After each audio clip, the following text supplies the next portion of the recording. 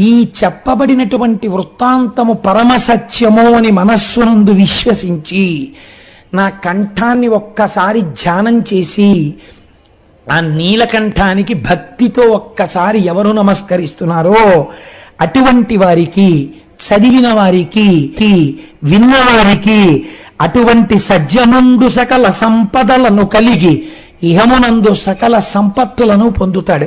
ఏ బాధ ఉండదు.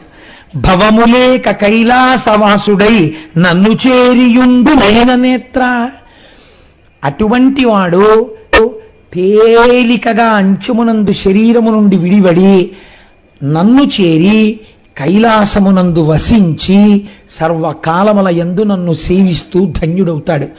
కాబట్టి ఈ నీలకంఠ స్తవము, ఈ హాలాహల భక్షణమన్నటువంటి ఆఖ్యానము